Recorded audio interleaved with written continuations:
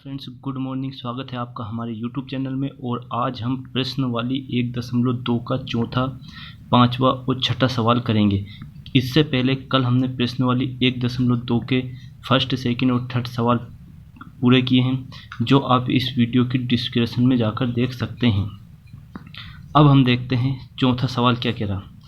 HCF 306 657 बराबर 9 दिया है और LCM 306 657 ज्ञात कीजिए। तो अपने को LCM ज्ञात करना है। तो आपको ध्यान रखना है, देखो 306 657, 306 और 657 ये दोनों एक दूसरे में कॉमन है। तो हम इसको कैसे कर सकते हैं? तो अपने सबसे पहले लिखना है HCF 306 657 बराबर 9 अपने को दिया है, और अपने को ज्ञात करना है LCM 306 657, ये अपने को ज्ञात करना है। तो इसमें एक बात ध्यान रखना आपको कि 306 306 657 657, तो हम इसको कैसे हल कर सकते हैं? आपको ध्यान रखना 306 इंटू 657 लिख लेंगे हम इधर, और अपने को ज्ञात क्या करना है HCF इंटू LCM। हम इनको इस रूप में लिख सकते हैं 306 657 बराबर HCF और LCM, दोनों को बराबर में लिखा क्योंकि अपने को HCF की वैल्यू दी हुई है। तो इनको लिखेंगे 306 इंटू 657 बराबर, यहाँ क्या लिख देंगे 9, और ये LCM। LCM की वैल्यू निकालने के लिए 306 इंटू 657 अपॉन 9 बराबर में क्या LCM।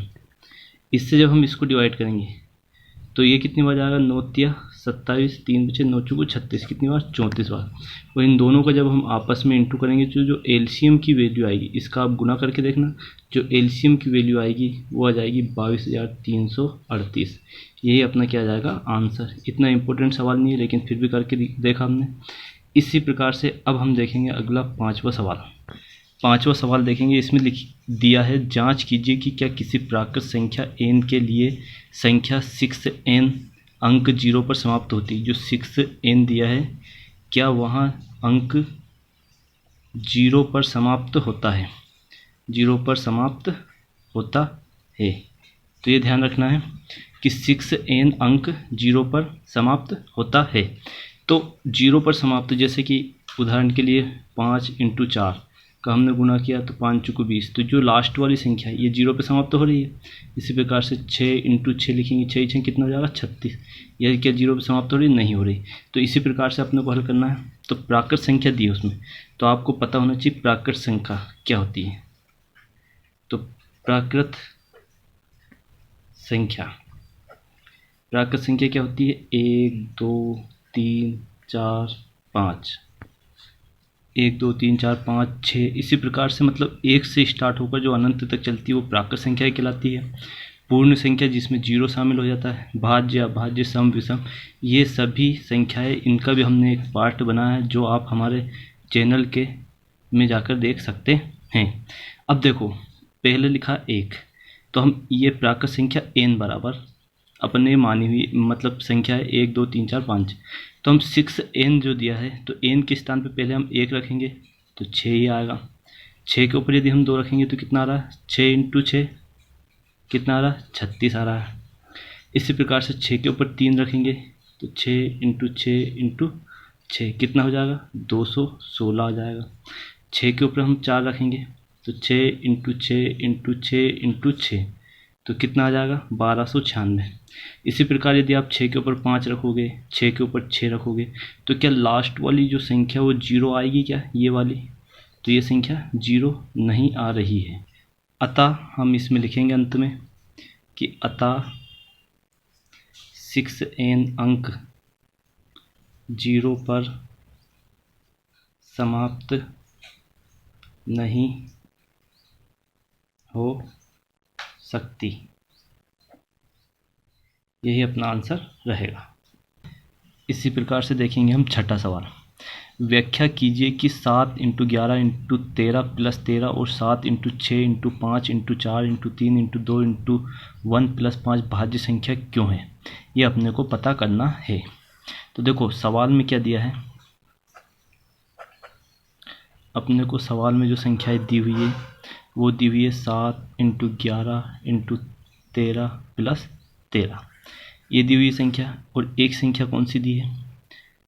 7 × 6 × 5 × 4 × 3 × 2 × 1 + 5। अब इसको हम जब हल करेंगे तो आपको ध्यान रखना, जो ऊपर वाली संख्या है इसमें से हम प्लस है हमेशा कॉमन की, जो इंटू वाली संख्या इसमें कॉमन नहीं, प्लस माइनस में कॉमन लिया जाता है। तो इन दोनों में से कॉमन लेंगे तो क्या आ जाएगा अपना 13। एक तरफ ये करेंगे हम तो 13 आ गया कॉमन, 13 आ गया तो कितना बचा 7 × 11 और प्लस का 1, ये वाली संख्या अपनी बची हुई है। अब इसको करेंगे तो 13 × 11 × 77, ये कितना हो जाएगा 78, ये हो रहा है। इसी प्रकार इसमें से हम एलसीएम लेंगे तो देखो 5 इधर, तो इसमें से एलसीएम क्या ले लेंगे 5, क्योंकि ये सभी इंटू में है, ये प्लस में, तो 5 आ जाएगा। तो कितना बचेगा 7 × 6 × 1 × 4 3 2 × 1 और प्लस में क्या बचेगा 1, ये आपको ध्यान रखना है। इस प्रकार से ये 5, इनका यदि हम आपस में गुना करेंगे तो कितना हो जाएगा 1008 + 1, तो 5 1009।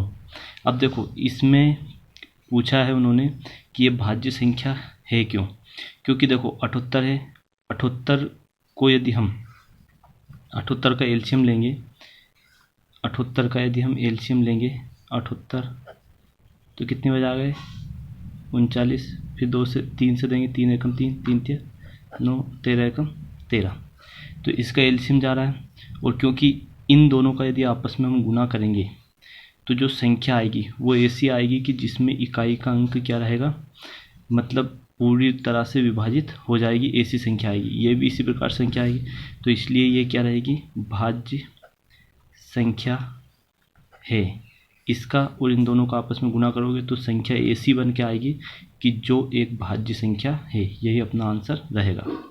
अब है 7वां सवाल। 7वां सवाल में दिया है कि किसी खेल के मैदान के चारों, मान लीजिए कि एक खेल का मैदान है, किसी खेल के मैदान के चारों ओर एक वृत्ताकार पथ है, खेल के मैदान के चारों ओर एक वृत्ताकार पथ है। इस मैदान का एक चक्कर लगाने में सोनिया को 18 मिनट लगते हैं, जबकि इसी मैदान का एक चक्कर लगाने में रवि को 12 मिनट लगते हैं। मान लीजिए वे दोनों एक ही स्थान से और एक ही समय पर चलना, मान लो दोनों यहाँ से स्टार्ट होते हैं और एक ही साथ स्टार्ट होते हैं चलना या दौड़ना, दोनों कंडीशन हो सकती है, और समय पर चलना प्रारंभ करके एक ही दिशा में चलते हैं। कितने समय बाद वे पुनः प्रारंभिक स्थान पर, यहाँ से दोनों स्टार्ट करते हैं और इस स्थान पर कितने समय पर मिलेंगे, तो ये अपने को निकालना। तो इसलिए निकालने के लिए हम 18 जो मिनट दिए हैं इसका भी अलग निकालेंगे और 12 का अलग निकालेंगे।